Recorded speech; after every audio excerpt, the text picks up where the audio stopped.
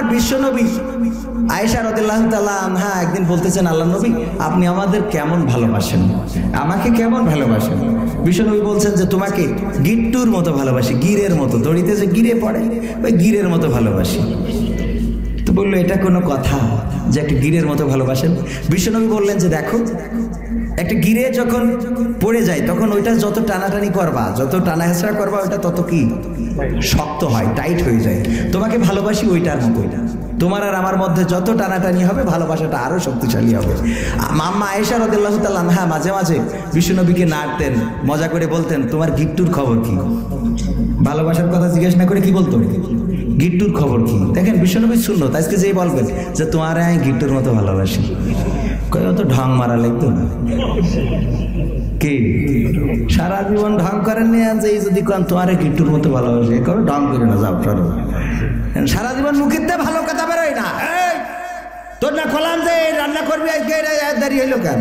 আরে বাবা, ওই আঙাল না দিয়ে কি করবেন? হ্যাঁ ময়না রান্না হয়েছে তো? না এখনো হয়নি। আচ্ছা ঠিক আছে, এক কাজ করো, আচ্ছা আমি একটু তোমার তরকারি কুটে দিই। পারবেন বটির কাছে বসতে? বসেছেন জীবনে? আমি তাই বসিনি, আপনারা কি বসেন? একটু বসি, তরকারি কুটি দেন, মহব্বত বাড়বে না কমবে? মহব্বত বাড়বে। কিন্তু উইনে তো তরকারি কোটেন না, তরকারি কুটতে চান ওই যে ভাই বিদেশে আছে ওর কাছে, ভাবি ও ভাবি তোমার বাজার করে আনতে হবে কইলে। কত দায়িত্বশীল উনি, আছে না নাই? আমি তো আগেই বলেছি যে আপনাদের সাথে আজকে গল্প করব, আপনার এই মাঠ না ভরা পর্যন্ত ওয়াজেই যাব না, মাঠ ভরে দিয়া লাগবে। ইসলামপুরবাসী আজকে যদি ইসলাম না বাঁচায় রাখে, আমি সব জায়গায় বলে বেড়াবো ইসলামের দরকার আছে, কিন্তু ইসলামপুরে ইসলাম নাই, সারা বাংলাদেশে ইসলাম রাখবো কি করে? এনে হাত উঁচু করাইলে দেখা যাবে ইসলামপুরের লোকই নাই। নাম দিয়ে রাখছেন ইসলামপুর, এটারে নাম চেঞ্জ করবেন, এটারে বানাবেন অলসপুর। কি পুর? গ্রামের নাম মনে থাকবে আপনাদের? অলসপুর নাম রেখে দিয়েছে ইসলামপুর। মসজিদের টয়লেটের যে অবস্থা, পিশাবখানার যে অবস্থা, ইসলামপুরই যদি মানে ইসলামের এই বেহাল দশা হয়, তাহলে জেএনএর রামচন্দ্রপুর সেখানে কি হবে?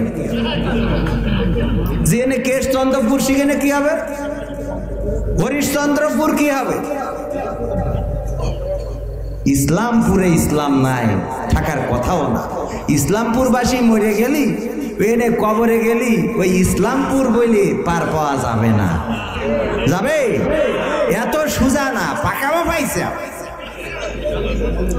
কবর এত সহজ জায়গা না যে আপনি বললেন পার পেয়ে গেলেন। মানুষ ফেরেশতারা এসে জিজ্ঞেস করলো বাড়ি কই? ইসলামপুরে। ওরে বাবা, তাই তো বিশাল ব্যাপার। গোপালগঞ্জে বাড়ি হইলেই মানুষ মনে করে মাপ পেয়ে যাবে, এত সহজ নাকি? গোপালগঞ্জের লোক কারাগারে আছে না নাই? প্রধানমন্ত্রীর বাড়ি হয়েছে তো কি হয়েছে? অপরাধ করলে কারাগারে, পরিষ্কার কথা। গোপালগঞ্জ দেখায় পার পেয়ে যাবেন, এটা এত সহজ না। অনেকেই দলের পাওয়ার দেখায়, আছে না নাই? উপরে যে খোঁজ নেবেন ওর কেউ চেনেও না। গ্রামে বসে কয়ে যে আয় অনেক কিছু আয়, কবেন যে চলেন দিলে টুকুনি পাসপোর্ট অফিসে যায়, হ্যাঁ ওই নিয়ে কেউ চেনে। এই দাঁড়া, আছে না নাই? তো এই জন্যে ওই পাওয়ার মাওয়ার দিয়ে ওই সব জায়গায় ঘাস খায় না। এই ইসলামপুরেও ইসলাম দিয়ে ঘাস খাবে না যদি ইসলাম প্রকৃত ইসলামটাকে না মানে। কথা কি বুঝাতে সক্ষম হয়েছি? বাজার, এই বাজারে অনেক মানুষ আছে, বাজার হওয়া দরকার। আমি বরাবরই বলি যে কোরআনের মাহফিলকে কেন্দ্র করে বাজারের প্রয়োজন আছে। কেন আছে? এই বাজারগুলো যদি না থাকে, বাজারে লোকজন আসে একটু আড্ডা দিতে, এই লোকগুলো আড্ডা দেয় চায়ের দোকানে, এই দোকানে, সেই দোকানে। তো সেই লোকগুলো চিন্তা করে ওখানে তো বাজার বসবে, যায়। তো বাজারের কাছে এসে যদি কোনোভাবে শয়তান আর ফেরেশতা বা ভালোর ফেরেশতা আর শয়তানি মার্কা লোক যারা আছে লড়াই করে মাহফিলি আসতে পারে, হয়ে যেতে পারে এই মাহফিলটি তার নাজাতের ওসিলা। বলেন ঠিক কিনা? হতে পারে এটাই তার জীবনের মোড়কে ঘুরিয়ে দিতে পারে। আশেপাশে অনেক জায়গা আছে, অনেক অঞ্চল আছে, আমরা দেখছি যে ইদানিং কালে পিকনিক হচ্ছে। সেই পিকনিক, আগে আমরা বাস ভাড়া করে পিকনিকে যেতাম, কুয়াকাটা, তারপরে এই কাটা সেই কাটা, বিভিন্ন কাটায় যেতাম আর কি। এখন পিকনিক প্রত্যেকটা গ্রামে গ্রামে হয়। সেই গ্রামে কোথায়? মাঠের মধ্যে স্টেডারটা করে 3-4টে এরকম স্পিকারে নিয়ে ধুম ধাড়াক্কা গান, ওরাও বোঝে না, কিছু বোঝে না, খালি গুড়ুম গুড়ুম বাজনা হচ্ছে আর এনে নাচতেছে, গাচ্ছে, খেলছে, হাসছে, কাটছে, এই করতেছে। আপনাদের এলাকায় আছে না? নাই আছে, সব এলাকায় এনে আছে। মানে কি, আমি গতকাল কেউ দেখলাম, আপনারা না করলি তবে আমি তো এই এলাকার লোক ফাঁকা এনে ওই জায়গায় যে গুড়ুম গুড়ুম বাড়ি পড়ে, এই গুড়ুম গুড়ুম বাড়ি আর রাত 12টা পর্যন্ত ঢিসুম ঢাসাম। 12টা তো 12টা। এই শুনলাম যে আমার ড্রাইভার ছিল গত মাসে, ও চাকরি ছেড়ে দিয়েছে, ও ঢাকায় চলে গেছে, বিদেশ যাবে। ও বলতেছে যে হিন্দুরা এনে পিকনিক করেছে, রাত 12টা পর্যন্ত বাজা হয়েছে, আমরা ওদের সাথে লড়াই করি যে শালার হিন্দু, তোমরা এসেতে এনে পিকনিক করতে চাও, রাত 12টা পর্যন্ত গুড়ুম গুড়ুম বাজাই চাও, আমরা রাত 3টে পর্যন্ত চালাইছি। প্রতিযোগিতা করলো কি? গুড়ুম গুড়ুম বাজাই না। তাহলে হিন্দু মুসলমান যে প্রতিযোগিতা করলো, কি প্রতিযোগিতা করলো? ওরে তুই যদি কোরআন শরীফ পড়তিস আর ওরা হইলো ঢাক ঢোল বাজাইছে, তাহলে বোঝা যেত যে না, তুই তোর কাজটা করেছিস আর ওরা ওদের কাজটা করেছে। তুইও ঢাক ঢোল গুড়ুম গাড়াম বাজাই তো প্রমাণ করে দিলি যে একই আছে।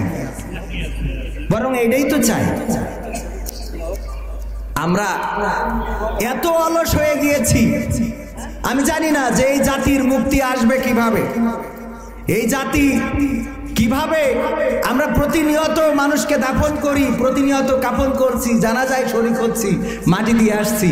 আমি আমার পিতাকে কবরস্থ করার সময় ভুলে যাই আমার কথা, যে আমি আমার সন্তানের পিতা। মনে করেন কখনো আপনি আপনার পিতাকে কবরস্থ করছেন আর মনে করছেন বয়স হয়েছে, আব্বা মরে গেছে, কিল্লাফ হতে। কিন্তু একবারও কি চিন্তা করেন যে আপনার সন্তানও আপনার জন্য প্রস্তুত? আপনি মারা যাবেন, মাটি দিয়ে বলবে আর আব্বার বয়স হয়েছে, হাতে চলে গেছে, সমস্যা কি? আর কথা বুঝছেন নি? তো এখন এই ইসলামপুরবাসী, আমি 10 মিনিট সময় দিলাম, এই প্যান্ডেল পরিপূর্ণ করে প্রমাণ করে দেবে যে ইসলামপুরে এখনো ইসলাম আছে, ইসলাম মিটে যায় নাই। পারবেন প্রমাণ করতে? ইসলাম এই দেশে না রাখার ষড়যন্ত্র আছে না নাই? ইসলামকে বনবাসে পাঠানোর কথা অনেকেই বলে না? যে ইসলামকে এই দেশে রাখতে চায় না, এই দেশ থেকে অন্য দেশান্তরী করতে চায়, সেই ইসলামপুরে যদি ইসলাম না থাকে, তাইলে এই ইসলাম ধরে বেঁধে রাখতে পারবো না। এতদিন ধরে লড়াই করলাম, সংগ্রাম করলাম যে ইসলামকে ধরে বেঁধে রাখতে হবে, থাকতে হবে। আমার ইসলামপুরবাসী, এই মাহফিল এখনো খালি কেন? মহিলা প্যান্ডেলে জায়গা ধরছে না, বলতেছে ছাদের পরে বসা। হ্যাঁ, আমি প্রায় জায়গায় বলি, আমার সাথে অনেকে ইউটিউবার ভাইরা আছে, ক্যামেরাম্যান আছে, ওরা জানে। আমি প্রায় জায়গায় বলি যে আপনারা প্রজেক্টর লাগিয়ে পুরুষদেরকে ওখানে বসান আর মহিলাদেরকে আমাদের সামনে দিয়ে দেন, পর্দা করে দিয়ে। এই প্যান্ডেলে মহিলারা বসুক, মহিলা ভরে যাবে, পুরুষ থাকবে ছাদের উপরে। ওদেরকে এই পুরুষ প্যান্ডেলে বসার কোনো অধিকার নাই। কথা কয় না? অধিকার ছাড়তে ছাড়তে আজকে আপনি বাজারগুলোতে মা বোনদের এত পদচারণা যে পুরুষদের কোনো জায়গায় নাই। হুজুর ঠিক কইছিনি? একটা ওয়াজের মাহফিল, এখানে পুরুষদের জন্য বিশাল প্যান্ডেল, ভরতে পারেন না, মহিলারা তাদের জায়গা হচ্ছে না প্রজেক্টর দিয়ে। এর থেকে ভালো এই পুরুষদেরকে এনে প্রজেক্টরে দেন, দিয়ে ওদের অল্টারনেট করে এনে নিয়ে আসেন।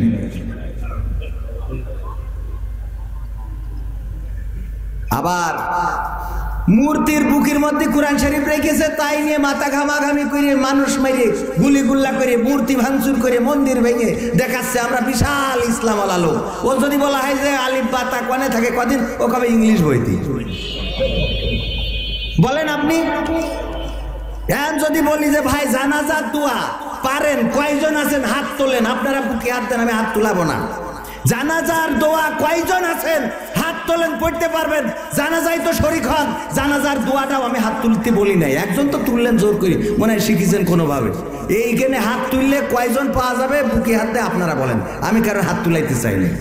বুকে হাত দিয়ে আপনারা বলেন, নিজেরা নিজেদের মনের মধ্যে রাখেন জানাজার দোয়া কয়জন জানেন? আপনার জানাজায় এই লোকগুলোই পড়ছে যারা দোয়া জানে না। হয়তো এইটা চুপ করে থাকে, আল্লাহ একদম ওয়ালাইকুম আসসালাম, আসসালাম আলাইকুম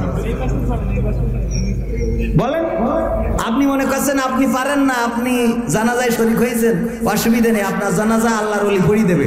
অত সহজ না, আপনার জানাজায় ইরাই যাবে যারা মোটে পারে না। দেখা যাবে হুজুর উজু করিনি, হুজুর উজু করিনি, হুজুরিকে চেক করতে যায়, হুজুরকে মিটারতে চেক করা যায়।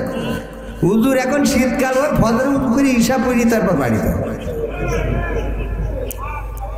আর হুজুরকে না, অনেকের আছে উজু খুব শক্ত, পাতলেও নষ্ট হয় না, কথা কয় না, আছে না নাই?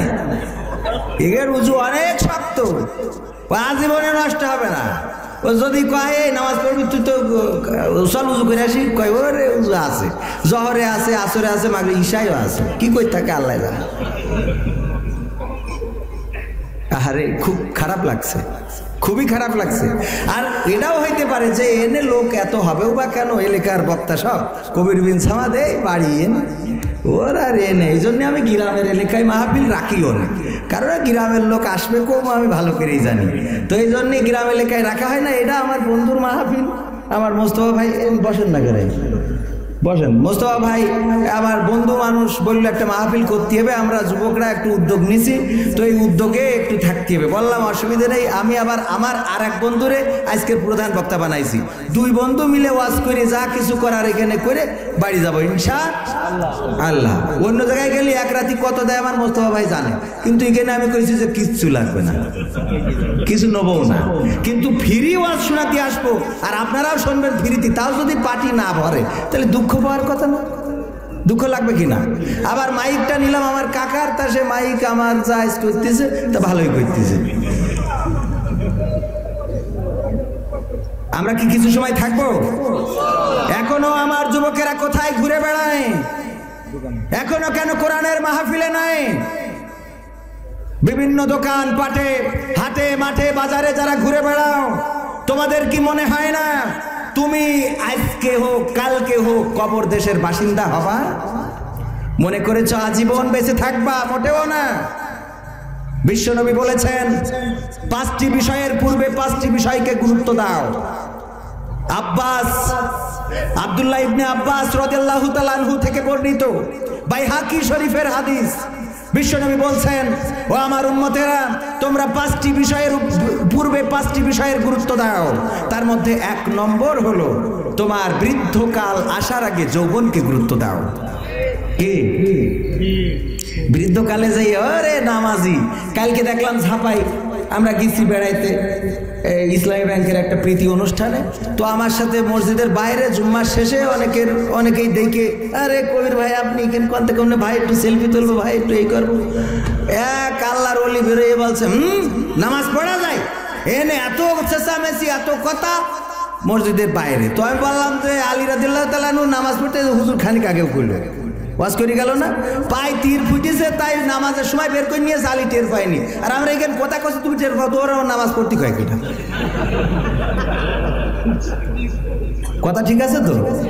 আরে আল্লাহর ওলি, হ্যাঁ এই করে যায়। এগের অবস্থাটা এমন যে মসজিদে বসে একজন পায়খানা ফেলছে, আর একজন নাকে গন্ধ লেগেছে, তাই ছ্যাপ ফেলাইছে। ফেলালি বলছে থাপড়াই দাঁত খুলি দেবো, তুই বিয়াদব, এখানে মসজিদের মধ্যে ছ্যাপ ফেলালি তুই? ও করছে কি? সব আল্লাহর ওলি দিয়ে গোটা দেশ ভরে গেছে, এমন এমন ভাব করে, এমন এমন জায়গায় এমন এমন ভাব ধরে। ও আমার মুরব্বীরা, হতাশ হওয়া যাবে না, লা তাকনাতু মির রাহমাতিল্লাহ, আল্লাহর রহমত থেকে নিরাশ হইও না। কিন্তু আমি বলতে চাই, যৌবনকে যদি একটু কল্পনা করেন, আপনি চিন্তা করে দেখেন আপনি মাপ পাওয়ার যোগ্য কিনা, আপনার ক্ষমা পাওয়ার অধিকার আছে কিনা, কি করেছেন। আর আমি আজকের যুবকদের বলতে চাই, সেই দিন বেশি দূরে নয় যেই দিন তুমিও বার্ধক্যে উপনীত হবে, তোমার ওই মোটরসাইকেলের গিয়ার দিয়া আর গদখালি যাইয়ে পিছনেরটার মাথার পরে ফুলি রই সেই খুবা বেঁধে দেওয়া, এইগুলো বুড়ো বয়সে এসে কল্পনা করবা। করবে না। আজকে আপনাদের আমাদের শ্রোতাভাজন একজন স্যার এসেছেন, উনি হিন্দু ধর্ম অবলম্বী। তো উনি বলেছেন আমি সময় বেশি দিতে পারবো না, তো আপনার একটা গান শুনে চলে যাব। তো আমি স্যারকে বলেছি আমি মায়ের গান দিয়ে আজকে শুরু করব। তো আমি এখনো আমার আলোচনা শুরু করিনি, আগে একটা মায়ের গান শুনাই না। অনুমতি দিলেন? শুনতেন আপনারা? গ্রামের লোক একসাথে কথা বলে কিছু সময় থাকবো আজকের মাহফিল, যদি সারা রাত চলে থাকবেন নি? আরে বাবা, খাওয়া খা আপনারা কইেন না, বললো আমি চিনি। প্রতি রাতি মাহফিল করি এই জায়গা তো শুধু না, সারা দেশ মেরি বেড়াচ্ছি। ওই যে পয়লা হাত তোলে যে হুজুর সারা রাত ও পয়লা যায়, তাই না? ও হইলো পয়লা যায়, যে পয়লা হাত তোলে হুজুর সারা রাত করেন, মানে হুজুরের পাম দিয়ে তো ছুঁয়ে বসে। হুজুররা এখন পাম খায় না, হুজুররা বুঝে গেছে কোনডে মাল কোনডে বেমাল বোঝে।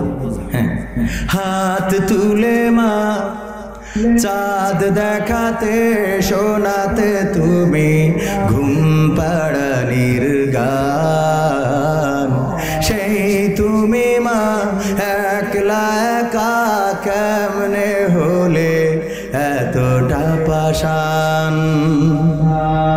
হাত তুলে মা চাঁদ দেখাতে শোনাতে তুমি ঘুম পাড়ানির গান, সেই তুমি মা একলা একা কেমনে হলে এতটা পাষাণ। আমি তো কাঁদি দিবানিশি, তুমি তো মাগো পরবাসী। আমি তো কাঁদি দিবানিশি, তুমি তো মাগো পরবাসী। তোমার তরে অন্তর জলে পড়ে আমার প্রাণ। হাত তুলে মা চাঁদ দেখাতে শোনাতে তুমি ঘুম পাড়ানির গান, সেই তুমি মা একলা একা কেমনে হলে এতটা পাষাণ। দুধ মাখা ভাত খাইয়ে দিতে অনেক আদর মেখে, আমার সুখে হাসতে তুমি কাঁদতে দুঃখ দেখে মাগো। দুধ মাখা ভাত খাইয়ে দিতে অনেক আদর মেখে, সে আমি মা থাকি যে প্রবাসে, সবই আছে নেই মা তুমি পাশে। সে আমি মা থাকি যে প্রবাসে মাগো, সবই আছে নেই মা তুমি পাশে। তুমি তো মা ঘুমিয়ে আছো ওই যে বাঁশবাগান, হাত তুলে মা চাঁদ দেখাতে শোনাতে তুমি ঘুম পাড়ানির গান, সেই তুমি মা একলা একা কেমনে হলে এতটা পাষাণ। তোমার ছেলে অনেক বড় হবে, দুঃখে ভরা সংসার তোমার সুখে ভরে দেবে মাগো। তোমার ছেলে অনেক বড় হবে, এই তো আশা ছিল তোমার বুকে, তবে তুমি ঘুমালে সে কোন সুখে। এই তো আশা ছিল তোমার বুকে মাগো, তবে তুমি ঘুমালে সে কোন সুখে। তুমি ছাড়া শূন্য আমার সুখের বাগান, হাত তুলে মা চাঁদ দেখাতে শোনাতে তুমি ঘুম পাড়ানির গান, সেই তুমি মা একলা একা কেমনে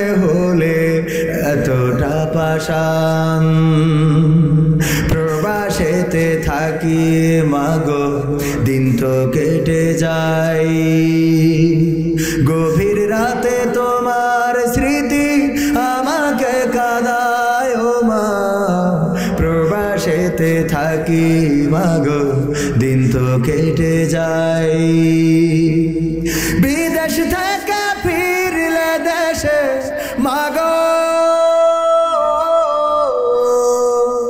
তোমার আদর স্নেহ আর পাব বিদেশ থেকে ফিরলে দেশে মাগো তোমার আদর স্নেহ আর পাব তুমি তোমা হতে পারো না এতটা পাষাণ হাত তুলে মা চাঁদ দেখাতে শোনাতে তুমি ঘুম পাড়ানির গান সেই তুমি মা একলা একা কেমনে হলে এতটা পাষাণ মা গো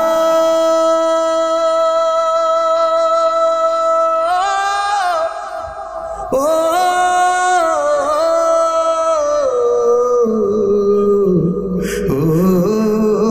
আমার জনম দুঃখিনী মা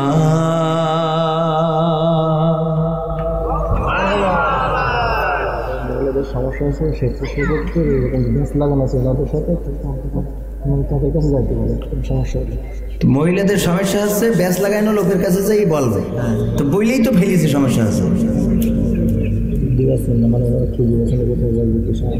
ও মানে মহিলারা জায়গা খুঁজে পাচ্ছে না বসার মতো তা কি তাহলে আমি যে আগে যে কলাম এখনো অল্টারনেট করে এনে বহু জায়গা পড়ে গেছে কি এখনো অল্টারনেট করেন এনতে আনেন ভাইকের প্রজেক্টর ওখান থেকে আর কোনো সমস্যা হলে আগামীতে তো মা বোনেরা আপনারা যদি জায়গা খুঁজে না পান ভাই প্রজেক্টর কোটা নিয়ে আইছেন অনলি ওয়ান পিস কে আর একটা বেশি আনতে পারতেন না ওই নিজেদের অনুষ্ঠান এই জন্যই তো বলছি যে ফ্রি আর কাজ করা যাবে না নিজেদের অনুষ্ঠান যা বলার সব সরাসরি বলবো আজকে বাড়ির ভিতরে ব্যবস্থা হ্যাঁ আপনি প্রজেক্টর আপনার একটা নিজেদের মাহফিল আর একটা দুটো ঘাড়ে করে আসবেন না যা হয় একটু লাগাই দেবেন একটু মা বোনেরা বসবে হ্যাঁ হ্যাঁ তো এই জন্যে যাক এখন প্রথম বছর যা কিছু ত্রুটি আছে এই ত্রুটি থেকে আমরা আগামী বছরের শিক্ষা নেব ইনশাআল্লাহ এখানে ইসলামপুরের লোক আছেন কয়জন একটু হাত তুলবেন ইসলামপুরি সি সি সি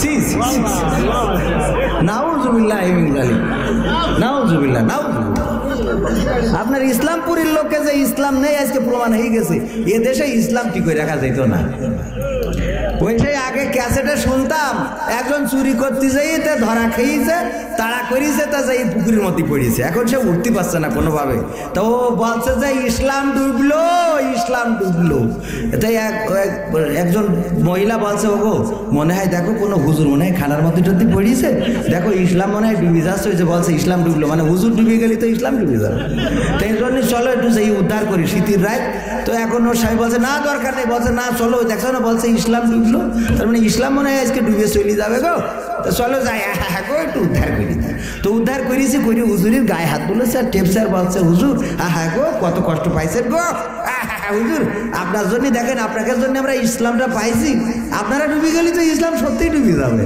তো বলছে ভাই হুজুর করি না লজ্জা করছে বলছে কি সমস্যা কি বলছে আমি আসলে গরু চোর ওই চুরি করতে যেই তাড়া খেয়ে খানার মধ্যে পড়েছি তাই এখন আমার নাম হইল নূর ইসলাম তো দেখলাম নূর ইসলাম করলে হয়তো আপনারা তুলবেন না এই জন্য ইসলামটা কইছি তো এখন আমাদের এই অবস্থায় ইসলাম ডুবলো এনে আপনারা ওই বাইরে যেই কই না আমরা ইসলামপুরের লোক ওই ফেরেশতাকেরও কইছে ইসলামপুরের লোক আবার মান রব্বুকা মান দিনু কাকে কি কবরে যাই কবেন মান রব্বুকা মান দিনু কাকি আমরা তো ইসলামেরই লোক আল্লাহ হেদায়েত করুন সবাই একটু দুরূদ পড়েন আল্লাহুম্মা সাল্লি আলা সাইয়্যিদিনা মাওলানা মুহাম্মদ ওয়া আলা আলি সাইয়্যিদিনা নবীর নামে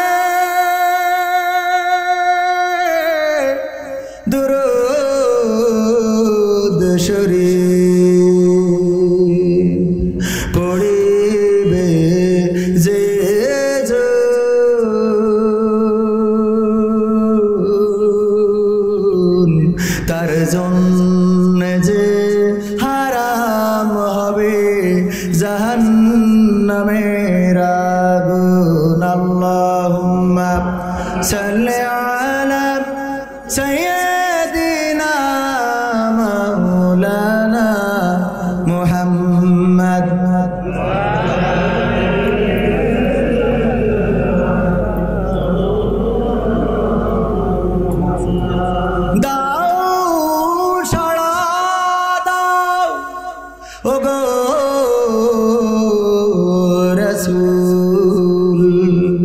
আজকে কাদে যারা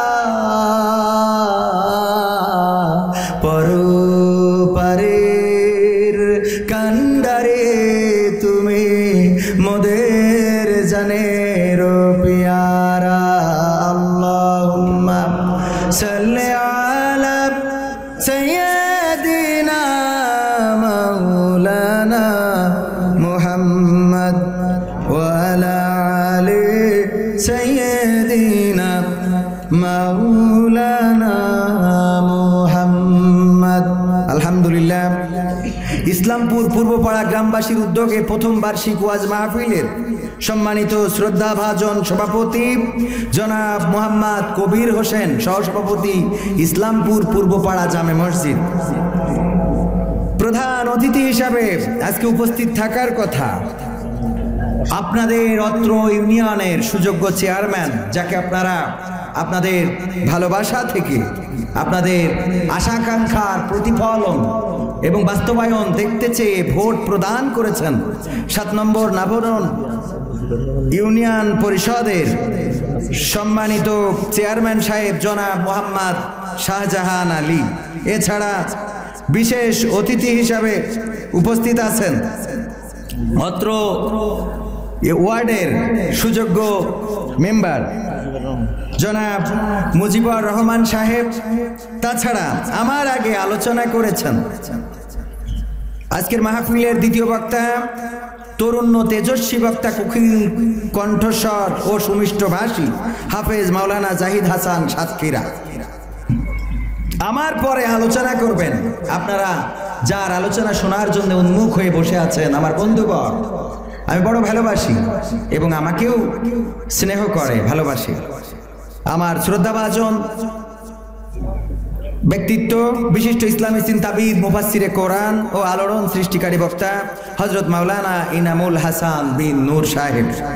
এছাড়া আজকের মাহফিল পরিচালনায় আছেন জনাব মোহাম্মদ রকুনুজ্জামান রকুন ডাক্তার। আমার যে বন্ধুর কারণে আজকের এই মাহফিল বলা যায় আমিও কিছুটা উৎসাহ দিয়ে এই পর্যন্ত নিয়ে আসা, আমার এই মাহফিলে যাওয়া টাওয়া দেখে একটু আনন্দিত হয়েই মাহফিলের আয়োজন করেছে। আমার মনে হয় যে কিছুটা অনুপ্রেরণায় ছিলাম। তো আমার প্রিয় বন্ধু গোলাম মোস্তফা আমার এখানে উপস্থিত আছেন, আমার শ্রদ্ধাভাজন। আমি আমার পিতৃতুল্য, আমাকে সন্তানের মতোই দেখে। আমি যার বাড়িতে থেকে আমার দাখিল পরীক্ষাটা দিয়েছিলাম এবং সেই সময় আমার সাথে পরীক্ষা দিয়েছিলেন আমার কাকার সুযোগ্য কন্যা, যেই কন্যা আবার মোস্তফা ভাইয়ের স্ত্রী। তো সেই সুবাদে আমাদের এই আত্মীয়তা, এই বন্ধন। তো কাকা হলেন আবার মোস্তফা ভাইয়ের শ্বশুর।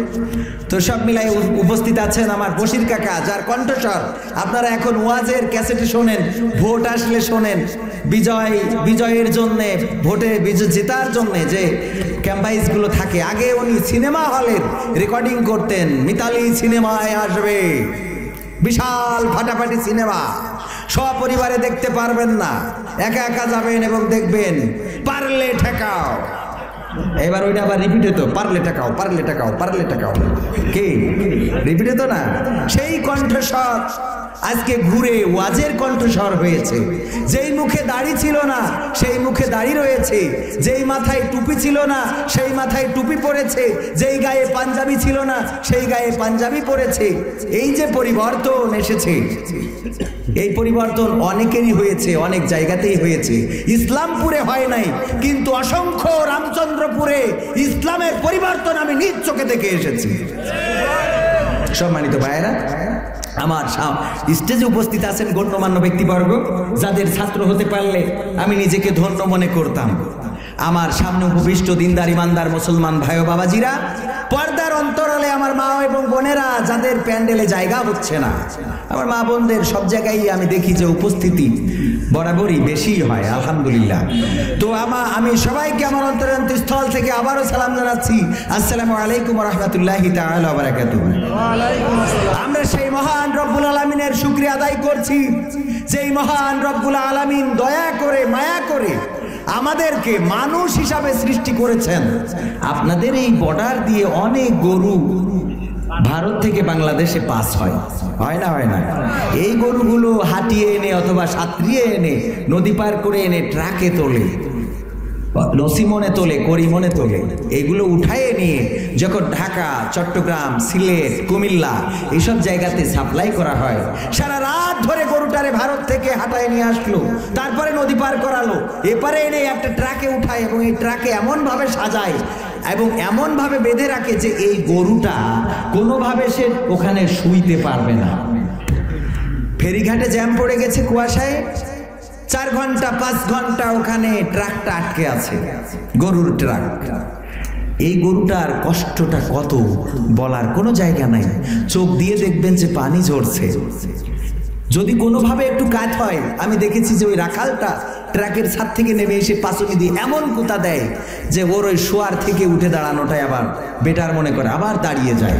এই গরুটা শুধু ওখানে না, এভাবে তাকে অনেক গরুকে চোখ বেঁধে নিয়ে কুমিল্লা, চট্টগ্রাম, সিলেটে নিয়ে যাওয়া হয়।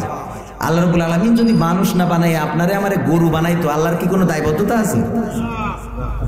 আমার আপনার অবস্থাটা কি হতো একটু চিন্তা করুন। যে আল্লাহ আমাকে মানুষ বানালেন, সে আল্লাহর শুকরিয়া আদায় করব কিনা? আলহামদুলিল্লাহ। আমরা আল্লাহর নিয়ামত খুঁজে পাই না। আল্লাহ রাব্বুল আলাই রব্বিকুমা তুকাজ্জিবান, তোমরা আমার কোন কোন নিয়ামতকে অস্বীকার করবে? আর কোন কোন নিয়ামতকে অস্বীকার করবেন? সব ভালো আছে, মেশিন খারাপ, বউ থাকবে না। কথা কয় না, খারাপ কথা তো কই, আবার বুঝাই কইতে হবে।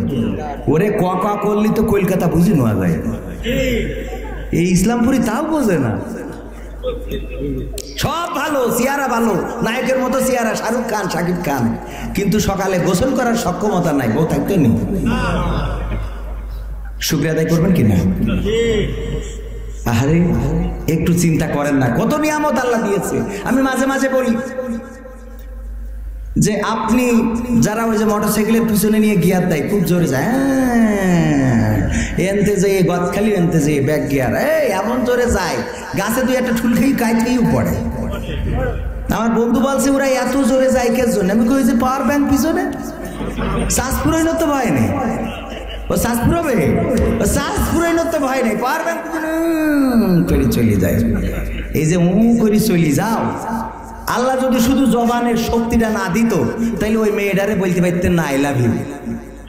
কথা কয় না? যে কি কথান, আপনার চেহারা খুব সুন্দর, একটা মেয়ে দেখে ভালো লেগেছে, আপনি কথা বলতে পারেন না, এরা যে কইলেন তো কইল কি কইলি, ও কবে পাগল ছাগল এনে আমার কি প্রেম করতে পারতেন? আর কথা কয় না। আরে বাবা, এই কথাটা এই জন্য বললাম যে যুবকেরা বিপদগ্রস্ত হয়েছে।